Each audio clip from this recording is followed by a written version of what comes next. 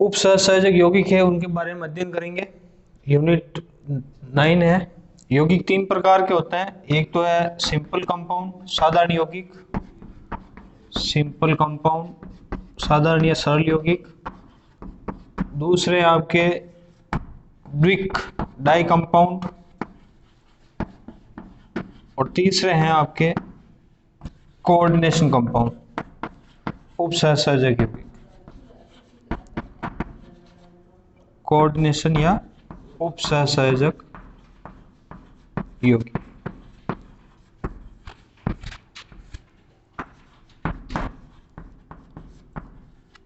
Simple या सरल यौगिक,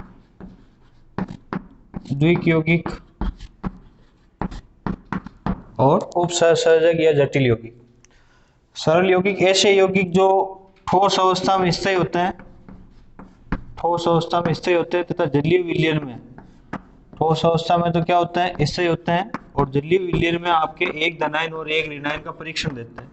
जैसे नमक है NaCl, तो ठोस अवस्था में स्थायी है, जल में घोलते ही सोडियम और क्लोराइड आयन का परीक्षण देंगे तो वो आपके सरल यौगिक है। एक धनायन और एक ऋणायन का परीक्षण दे तो सरल यौगिक है, NaCl है, KCl है, या आपके सिंपल कंपाउंड का उदाहरण है। इसी प्रकार द्विक यौगिक ऐसे यौगिक जो ठोस अवस्था में स्थायी होता है, सेम इसमें भी आएगा, परंतु जलीय विलयन में दो धनायन और दो ऋणायन का परीक्षण देते हैं। जलीय विलयन में दो धनायन और दो ऋणायन का परीक्षण दे तो कौन से यौगिक होंगे, द्विक यौगिक। द्विक यौगिक का उदाहरण आपके बोर्ड में पूछेंगे। एक तो है आपके फिटकरी, पोटाश एलम जिसे कहते हैं फिटकरी। फिटकरी का सूत्र क्या है, K2SO4 Al2SO4 का whole thrice 24H2O, K2SO4 Al2SO4 का होल थ्राइज 24H2O, क्रिस्टलन के जल होते हैं 24। तो ये फिटकरी है। पोटाश एलम का सूत्र है, कौन सा यौगिक है, द्विक लवण है। इसी प्रकार एक आपके मोर साल्ट है, प्रैक्टिकल में आएगा आपके मोर लवण। तो मोर लवण आयरन और एल्यूमिनियम का लवण होता है, FeSO4 NH4 का ट्वाइस SO4 6H2O। तो मोर साल्ट FAS का सूत्र है। FAS क्या है, FAS भी आपके द्विक लवण है। तो यौगिक तीन प्रकार के, सरल यौगिक जो ठोस अवस्था में स्थायी होते हैं, जलीय विलयन में एक धनायन और एक ऋणायन का परीक्षण देते हैं। द्विक लवण है वो भी आपके ठोस अवस्था में स्थायी होते हैं, जलीय विलयन में दो धनायन और दो ऋणायन का परीक्षण देते हैं। फिटकरी इसका है उदाहरण, और मोर लवण इसका उदाहरण है। एक और उदाहरण आपके कार्नेलाइट, कार्नेलाइट है वो भी आपके द्विक लवण का उदाहरण है। कार्नेलाइट का सूत्र आया हुआ है बोर्ड में, KCl MgCl2.6H2O। कार्नेलाइट क्या है, कार्नेलाइट एक द्विक लवण है, तो ठोस अवस्था में स्थायी होता है, जलीय विलयन में दो धनायन और दो ऋणायन का परीक्षण देगा। तो आपके सामने द्विक लवण के तीन उदाहरण है। उसके बाद उपसहसहजक यौगिक, उपसहसहजक यौगिक या जटिल यौगिक या संकुल यौगिक, इनके तीन नाम है। उपसहसहजक यौगिक, जटिल यौगिक या संकुल यौगिक ऐसे यौगिक जो ठोस तथा जलीय विलयन दोनों अवस्था में स्थायी होते हैं, ठोस में भी स्थायी होते हैं और जलीय विलयन दोनों में स्थायी होते हैं। तो ऐसे यौगिक को क्या कहते हैं, जटिल, संकुल या उपसहसहजक यौगिक। जैसे आपके K4FeCN6 है, पोटेशियम फेरोसाइनाइड, जिसके आपके अर्धपारगम्य में झिल्ली बनी हुई होती है, K4FeCN6।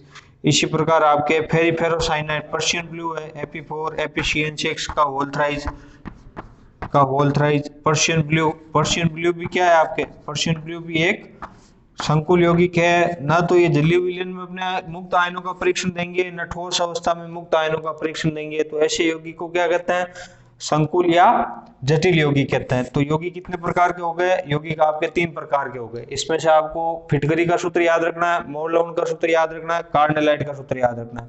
इसी प्रकार जटिल या संकुल यौगिक की डेफिनेशन, परिभाषा याद रखनी है।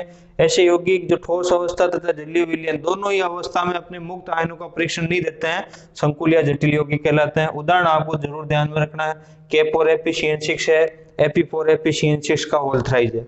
अब संकुल यौगिक से संबंधित जो आपने शब्दावली आएगी उसका अध्ययन करेंगे। एक संकुल यौगिक है, उसमें क्या क्या शब्दावली है उसका अपन अध्ययन करेंगे। संकुल यौगिक शब्दावली,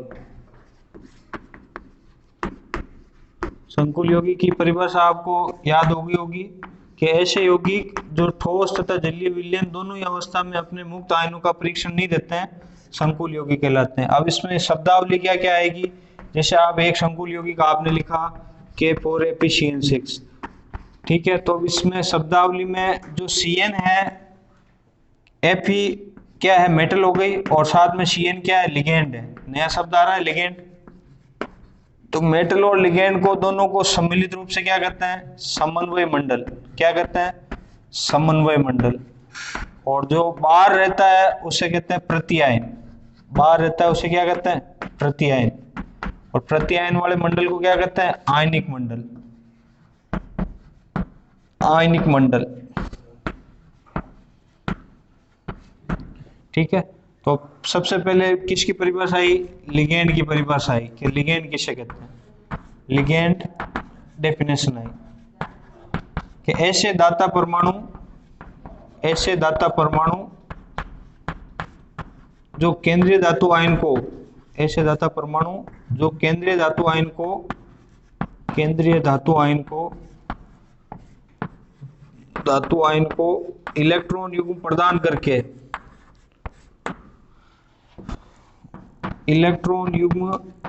करके उपसहसंयोजक बंध का निर्माण करते हैं। इलेक्ट्रॉन युग्म प्रदान करके उपसहसंयोजक बंध का निर्माण करते हैं। बंध तीन प्रकार के बताए थे मैंने, सहसंयोजक, आयनिक और उपसहसंयोजक। उपसहसंयोजक बंध का निर्माण करते हैं, लिगेंड कहलाते हैं।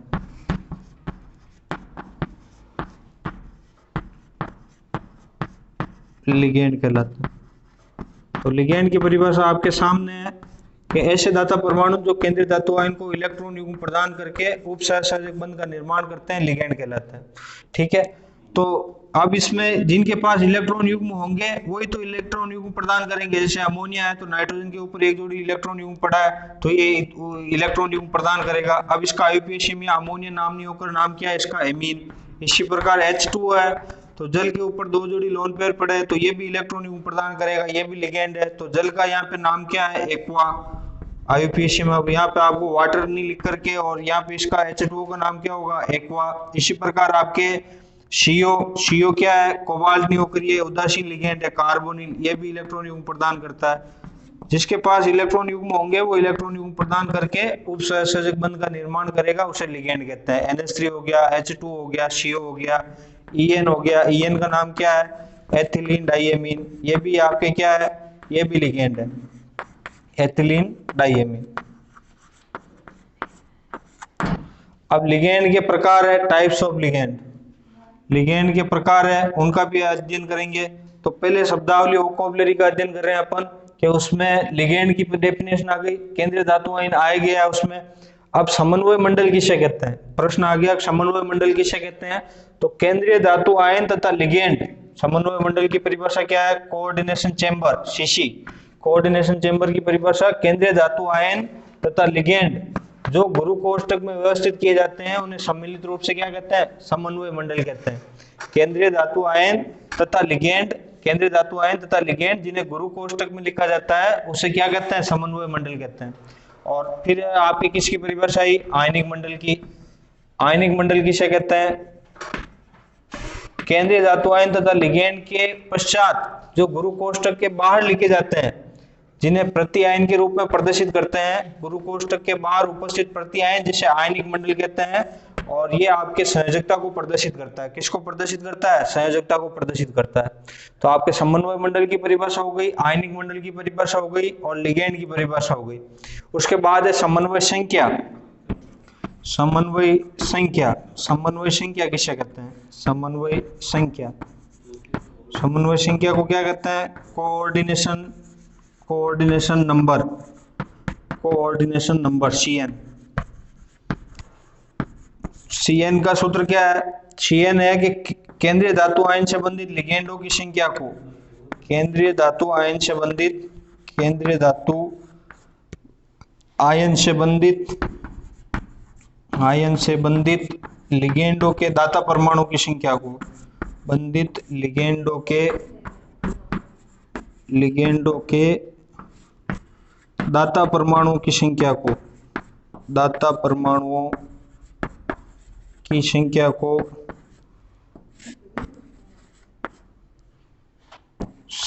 क्या कहते हैं, संख्या को समन्वय मंडल कहते हैं। वो समन्वय मंडल कहते हैं, CN कहते हैं। जैसे आपके NiCN4 - ये कोई संकुल यौगिक है, आपके उदाहरण दे रखा है NiCN4 तो इसमें जो Ni है उसकी समन्वय संख्या कितनी है, कि निकल की संख्या कितनी दिख रही है आपको CN की, के 4, तो इसकी समन्वय संख्या कितनी हो गई, 4 हो गई।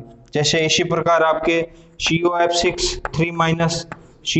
3 में लिगेंड क्लोरीन की संख्या कितनी है, 6, तो समन्वय संख्या कितनी हो गई, 6 हो गई। तो केंद्रीय धातु आयन से बंधित लिगेंडों के दाता परमाणु की संख्या को क्या कहते हैं, समन्वय संख्या।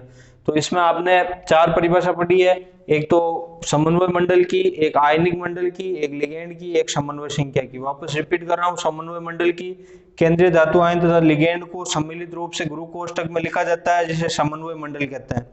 गुरु कोष्ठक के बाहर उपस्थित प्रति आयन जिसे आयनिक मंडल के रूप में प्रदर्शित किया जाता है, आयनिक मंडल कहलाता है। लिगेंड ऐसे दाता परमाणु जो केंद्रीय धातु आयन को इलेक्ट्रॉन युग्म प्रदान करके उपसहसंयोजक बंध का निर्माण करते हैं, लिगेंड कहलाते हैं।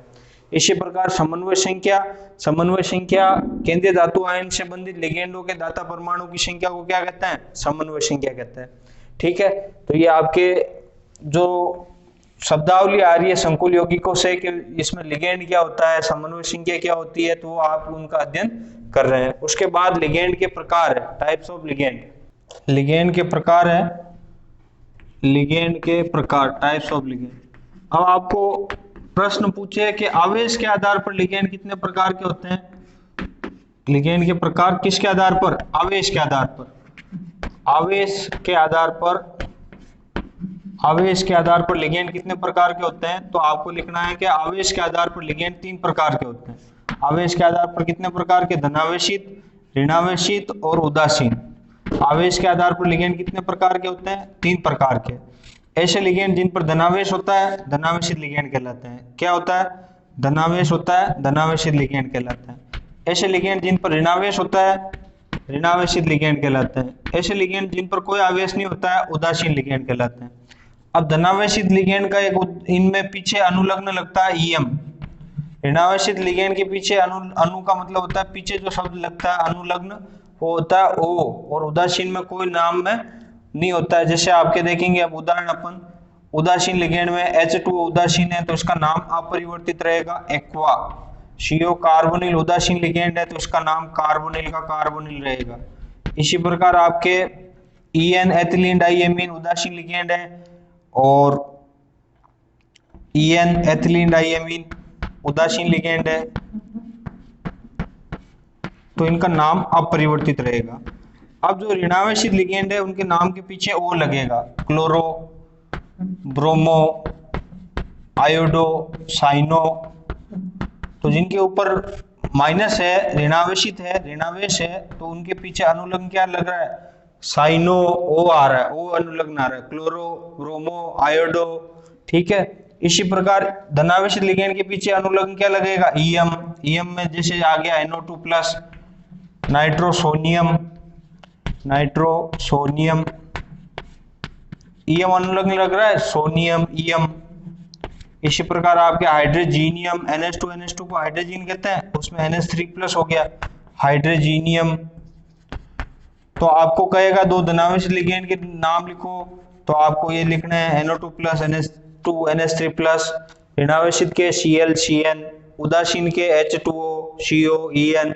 ठीक है, तो आवेश के आधार पर लिगेंड के प्रकार कितने हुए, 3 प्रकार के हुए, ये अलग टाइप की बात हुई। अब दूसरा जो है दाता परमाणु की संख्या के आधार पर, B नंबर है लिगेंड के प्रकार किसके आधार पर, दाता परमाणु की संख्या के आधार पर लिगेंड कितने प्रकार के होते हैं। दाता परमाणु की संख्या है, दाता परमाणु की संख्या के आधार पर लिगेंड के प्रकार, संख्या के आधार पर लिगेंड के प्रकार, आधार पर लिगेंड के प्रकार। प्रश्न आपको पूछेंगे तो दाता परमाणु की संख्या के आधार पर लिगेंड के प्रकार कितने होते हैं। तो दाता परमाणु की संख्या के आधार पर लिगेंड के 6 प्रकार होते हैं। कितने प्रकार होते हैं, 6 प्रकार होते हैं। एक नंबर है मोनोडेंटेड, मोनोडेंटेड मतलब एक दंतु। ऐसे लिगेंड जिसमें एक ही दाता परमाणु हो, कितना दाता परमाणु हो, एक ही दाता परमाणु हो, तो उसे कहते हैं एक दंतुक लिगेंड। जैसे आपके Cn-, OH-, ये मोनोडेंटेड है। इसके बाद द्विदंतुक लिगेंड, द्विदंतुक में दो दाता परमाणु होते हैं, द्विदंतुक लिगेंड, दो दाता परमाणु होते हैं, दो दाता परमाणु होते हैं, एक में दो दाता परमाणु होते हैं, जैसे आपके ऑक्सीलेटो है, C double bond O, single bond C double bond O के ऊपर 1 ये भी बॉन्ड देगा, ये भी बॉन्ड देगा। द्विदंतुक लिगेंड है EN एथिलीन डाइएमीन, इसका नाम क्या है ऑक्सीलेटो। ऑक्सीलेटो के बाद क्या है EN क्या है ethylene diamine, ethylene diamine.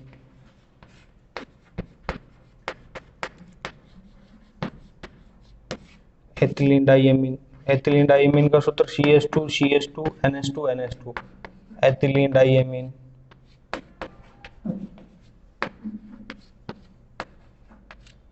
Ethylene diamine भी क्या है द्विदंतुक है। उसके बाद है नंबर 3 त्रिदंतुक लिगेंड, जिसमें 3 दाता परमाणु। त्रिदंतुक में कितने दाता परमाणु होते हैं? 3 दाता परमाणु होते हैं त्रिदंतुक लिगेंड। ठीक है, तो त्रिदंतुक लिगेंड में आपके उदाहरण आ जाएगा, एक NH और ले लेते हैं, NH CH2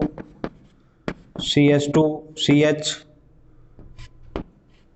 NH2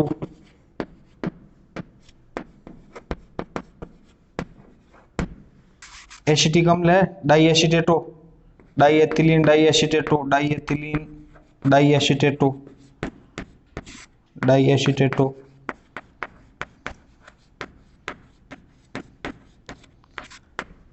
पंचदंतुक लिगेंड है, 5 दाता परमाणु है। तो 5 दाता परमाणु में क्या होगा कि आपके जो NH2 है, CH2 single bond CH2 NH2 के CH2 को जोड़ देंगे, CH2CO माइनस, CH2CO माइनस। यहाँ से वापस किसको जोड़ रखा है? नाइट्रोजन को, नाइट्रोजन से CH2CO माइनस, और यहाँ पे एक H लगा दिया। ठीक है, EDTA ethylene diamine, ethylene diamine, ethylene diamine triacetato, triacetato, ethylene diamine triacetato, EDTA 3 EDTA 3 पूरा नाम क्या होगा? Ethylene, ethylene diamine, ethylene diamine, ethylene diamine triacetato, 3 acetato है, ट्राई एसीटेटो। तो ये पंचदंतुक लिगेंड का उदाहरण है ट्राई एसीटेटो। और यदि आपने षटदंतुक का बनाना है, हेक्साडेंटेट नंबर 6 हेक्साडेंटेट षटदंतुक, षटदंतुक, तो EDTA 4 जो आपके सामने है ही है पहले वाला ही। तो इसमें सूत्र क्या हो जाएगा? CH2 single bond CH2 NH2 के हाइड्रोजन को हटाकर CH2CO माइनस, CH2CO माइनस, और यहाँ पे भी CH2CO माइनस, और यहाँ पे भी H था, H की जगह इस पंचदंतुक में यहाँ पे भी CH2CO माइनस कर दिया। तो 1 2 3 4 दाता है, 4 और 2 ये नाइट्रोजन, यहाँ से नाइट्रोजन को नहीं जोड़ा, नाइट्रोजन जोड़ देते हैं, नाइट्रोजन और यहाँ पे CH2। 1 दाता परमाणु, 2 दाता परमाणु, 3 दाता परमाणु, 4 दाता परमाणु, 5 दाता परमाणु और एक 6 दाता परमाणु। आराम से देख लो, 1 2 3 4 5 और एक 6 दाता परमाणु हेक्साडेंटेट है। नाम क्या है इसका? एथिलीन डाइएमीन टेट्रा एसीटेटो, और ऊपर चार्ज क्या है? 4 CH2, इसको कहते हैं ethylene diamine, CH2 NH2 ethylene diamine है, एथिलीन डाइएमीन। ये रहा सूत्र, ये रहा सूत्र। उसमें आपने क्या किया कि दोनों हाइड्रोजन को यहाँ से हटाकर और एसीटेट समूह लगा दिया, CH2CO माइनस। तो 2 इधर हो गए, 2 इधर हो गए, 4 हो गए। तो एथिलीन डाइएमीन टेट्रा एसीटेटो कौन से, किसका उदाहरण है? षटदंतुक का। तो आपके टाइप्स ऑफ लिगेंड है, इसमें आवेश के आधार पर है धनावेशित, ऋणावेशित और उदासीन। धनावेशित में EM अनुलग्न लगेगा, नाइट्रोसोनियम हाइड्रोजीनियम। ऋणावेशित में O अनुलग्न लगेगा, उदासीन का नाम अपरिवर्तित रहेगा। और इसी प्रकार आपके दाता परमाणु की संख्या के आधार पर मोनोडेंटेट, बाइडेंटेट, ट्राइडेंटेट, टेट्राडेंटेट, पेंटाडेंटेट और हेक्साडेंटेट 6 प्रकार के हैं। मोनोडेंटेट में एक ही दाता परमाणु होता है, CnOH H2O जो भी है वो मोनोडेंटेट। द्विदंतुक में आपके एक तो ऑक्सीलेटो है, एक एथिलीन डाइएमीन है, एक ग्लाइसिनेटो भी है। जो सबसे छोटा एमिनो अम्ल है ग्लाइसिन, उससे बना हुआ है एमिनो अम्ल से ग्लाइसिनेटो। ये भी द्विदंतुक है, एक ये दाता परमाणु, एक ये दो दाता परमाणु द्विदंतुक है। ग्लाइसिनेट और जीएलवाई के रूप में त्रिदंतुक, तीन दाता परमाणु होता है। Ethylene diamine, diethylene, ethylene triamine हो गया, डाइएमीन क्या ट्राइएमीन हो गया, वो कौन सा दाता परमाणु है, तीन दाता परमाणु है। चतुर्दंतुक में आपके हो गया डाइएथिलीन डाइएसिटेटो, डाइएथिलीन डाइएसिटेटो में कितने हो गए, चतुर्दंतु हो गया। पंचदंतु, पांच दाता परमाणु है, तो आपने नाइट्रोजन के एक हाइड्रोजन को रखा है और एक CH2 समूह को यहाँ पे जोड़ दिया है, एक नाइट्रोजन के दोनों हाइड्रोजन को जोड़कर दो CH2 समूह जोड़ दिए। एथिलीन डाइएमीन ट्राइएसिटेटो, EDTA 3- पंचदंतुक है और EDTA 4- षडदंतुक है। तो ये आपके दाता परमाणु के आधार पर लिगेंड के प्रकार हुए, लिगेंड के प्रकार हो गए। उसके बाद संकुल के प्रकार है। संकुल, यदि आपको प्रश्न पूछे कि होमोलेप्टिक वो हेटेरोलेप्टिक संकुल क्या होता है, एक तो है होमोलेप्टिक और दूसरा कौन सा है, हेटेरोलेप्टिक। होमोलेप्टिक और दूसरा है हेटेरोलेप्टिक संकुल, किसे कहते हैं, हेटेरोलेप्टिक संकुल, हेटेरोलेप्टिक संकुल। होमोलेप्टिक में ऐसे संकुल जिसमें एक ही प्रकार के लिगेंड हो, एक ही प्रकार के लिगेंड हो, शॉर्ट एंड स्वीट में आपको याद रखना है, एक ही प्रकार के लिगेंड हो तो उसे कहते हैं होमोलेप्टिक संकुल। और यदि आपके एक से अधिक प्रकार के लिगेंड आ गए, एक से अधिक प्रकार के लिगेंड आ गए, एक से अधिक लिगेंड है तो कौन सा संकुल होगा, हेटेरोलेप्टिक संकुल होगा। अब जैसे उदाहरण आपको, जैसे K4Fe6 है, तो K4Fe6 में अंदर वाला बाहर वाला एंटीआयन हो गया, ये हो गया मेटल और ये हो गया लिगेंड।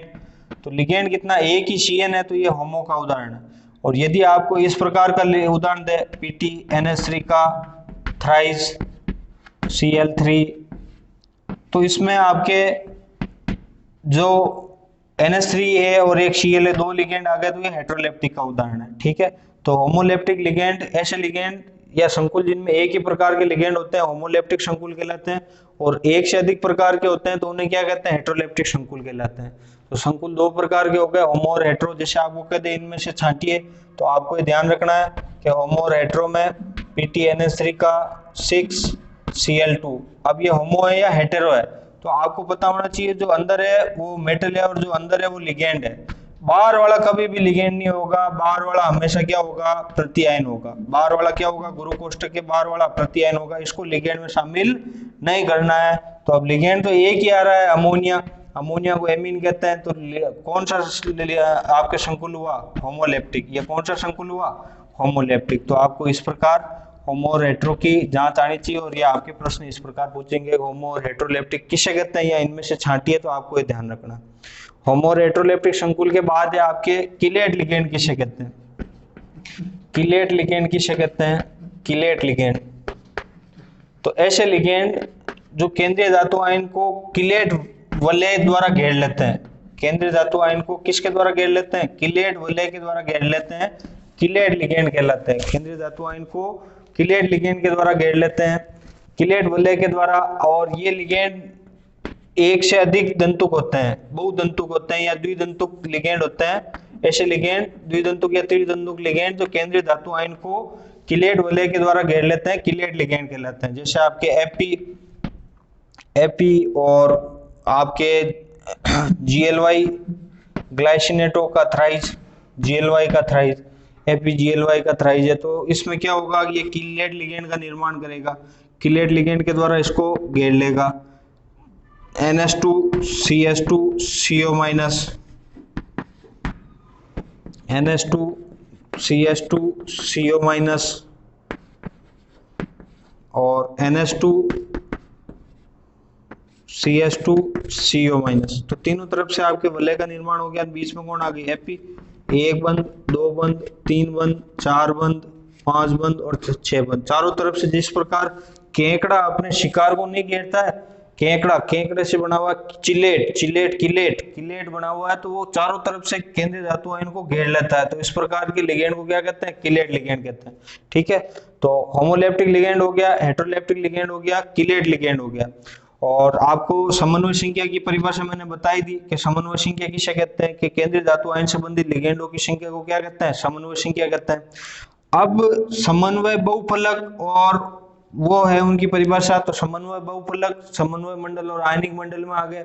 अब उसके बाद समन्वय संख्या के द्वारा अपन प्रभावी परमाणु क्रमांक ज्ञात करने का सूत्र का अध्ययन करेंगे। EAN इफेक्टिव एटॉमिक नंबर, प्रभावी परमाणु क्रमांक। प्रभावी परमाणु क्रमांक किसे कहते हैं कि प्रभावी परमाणु क्रमांक ज्ञात करने का सूत्र है परमाणु क्रमांक जिस तत्व का है उसका परमाणु क्रमांक माइनस ऑक्सीकरण अंक प्लस 2 कोष्ठक समन्वय संख्या प्लस 2 कोष्ठक कोऑर्डिनेशन नंबर समन्वय संख्या, उसके द्वारा EAN ज्ञात करते हैं। जैसे एक उदाहरण लेते हैं अपन के फॉर FeCN6 में Fe का EAN ज्ञात करना है, Fe का प्रभावी परमाणु क्रमांक ज्ञात करना है। तो Fe का प्रभावी परमाणु क्रमांक ज्ञात करना है तो Fe का परमाणु क्रमांक कितना होता है, Fe का परमाणु क्रमांक होता है 26। 26 में से ऑक्सीकरण अंक कितना गया, ऑक्सीकरण अंक इसमें कितना है, Fe का ऑक्सीकरण अंक निकालना है तो पोटेशियम पे +1 जिसका निकालना है उसको क्या मानेंगे x। Fe के पोटेशियम की संख्या कितनी है 4 प्लस Cn पे -1 गुणा 6 बराबर 0। तो x बराबर 6 - 4 छोटी सी गणित हो गई +2। तो 26 में से 2 गए +2 कोष्ठक समन्वय संख्या कितनी है 6 है, 6 से गुणा कर देंगे 24 + 12 तो EAN कितना आ गया 36 आ गया। EAN कितना आ गया 36 आ गया। एक और उदाहरण लेते हैं EAN ज्ञात करने का। EAN का सूत्र है वो क्या है, EAN बराबर परमाणु क्रमांक Z minus oxidation number plus 2 कोष्ठक कोऑर्डिनेशन नंबर समन्वय संख्या। ये सूत्र आपको याद होना चाहिए। जैसे अपन एक और उदाहरण लेते हैं PTEN का ट्वाइस Cl2, PTEN का ट्वाइस Cl2 के लिए आपको EAN प्रभावी परमाणु क्रमांक ज्ञात करना है। तो पहले तो ZEN PT का कितना होता है कि सर 78 होता है परमाणु क्रमांक PT का। अब ऑक्सीकरण अंक कैसे निकालेंगे, PT का माना x, एथिलीन डायमीन उदासीन है 0 प्लस 1 Cl पे -1 गुणा 2 बराबर 0। तो x बराबर +2 चार्ज आ गया +2 EN ऑक्सीकरण अंक आ गया +2 कोष्ठक समन्वय संख्या। अब समन्वय संख्या एक EN की कितनी है 2 की कितनी हो गई 4 और 2 Cl की 6, 76 + 12 कितने हो गए 76 + 12 हो गए आपके 88। ठीक है, इस प्रकार आप EAN ज्ञात कर सकते हैं। ठीक है, तो प्रभावी परमाणु क्रमांक ज्ञात करने का सूत्र भी मैंने बता दिया, परमाणु क्रमांक माइनस ऑक्सीकरण अंक प्लस 2 कोष्ठक समन्वय संख्या। और लिगेंडो के जो आपको संकुल बनते हैं वो भी उनकी परिभाषा बता दी, होमोलैप्टिक, हेटेरोलैप्टिक और किलेट लिगेंड, किलेट विलय का निर्माण होता है। ठीक है, तो इस प्रकार आपको एक उभयदंती लिगेंड की परिभाषा नहीं बताई, उभयदंती लिगेंड किसे कहते हैं वो भी आप समझ लीजिए। उभयदंती लिगेंड, एम्पीडेंटेड लिगेंड किसे कहते हैं, एम्पीडेंटेड ऐसे लिगेंड जिसमें एक से अधिक दाता परमाणु होता है। एक से अधिक क्या होता है, दाता परमाणु होता है, पर एक समय में एक ही दाता परमाणु एक ही उपसहसंयोजक बंध का निर्माण करता है। तो ऐसे लिगेंड को क्या कहते हैं, उभयदंती या एम्पीडेंटेड लिगेंड कहते हैं। जैसे RCN और RNC, तो इसमें क्या होता है, जैसे आपके ट्रेन के 2 डब्बे होते हैं कि नहीं होते, आगे से भी चल सकती पीछे से भी, वैसे ही कार्बन भी बंध बना सकता है, नाइट्रोजन भी बंध बना सकता है। तो ऐसे लिगेंड को क्या कहते हैं, उभयदंती लिगेंड। जिसमें कार्बन भी बंध बनाए तो उसका नाम होगा साइनो, और यदि नाइट्रोजन बंध बनाए तो उसका नाम होगा आइसोसाइनो। सूत्र सेम है, बंध बनाने के ऊपर निर्भर करता है कि बंध कौन बना रहा है, साइनो या आइसोसाइनो। ठीक है, तो ऐसे लिगेंड को क्या कहते हैं, उभयदंती लिगेंड के। सर एक और उदाहरण बताओ तो RCNS, ठीक है, CNS सल्फर को कहते हैं थायोसाइनेटो है ये। और यदि आपके नाइट्रोजन बंध बना है तो RNCS का नाम क्या है, आइसोथायोसाइनेटो। RNCS का नाम क्या है, आइसोथायोसाइनेटो। तो उभयदंती लिगेंड की परिभाषा 1 नंबर में अलग से पूछे तो ऐसे लिगेंड जिसमें एक से अधिक दाता परमाणु होते हैं पर एक समय में एक ही दाता परमाणु एक ही उपसहसंयोजक बंध का निर्माण करता है, तो ऐसे लिगेंड को क्या कहते हैं, उभयदंती लिगेंड कहते हैं। ठीक है, उभयदंती लिगेंड की परिभाषा हो गई, किलेट लिगेंड की परिभाषा हो गई, होमोलैप्टिक लिगेंड, हेटेरोलैप्टिक लिगेंड की परिभाषा हो गई, EAN ज्ञात करने का सूत्र हो गया। अब इसके पश्चात अपन सीधे ही IUPAC नामकरण का अध्ययन करेंगे, जो अगले वीडियो में उसका अध्ययन किया जाएगा।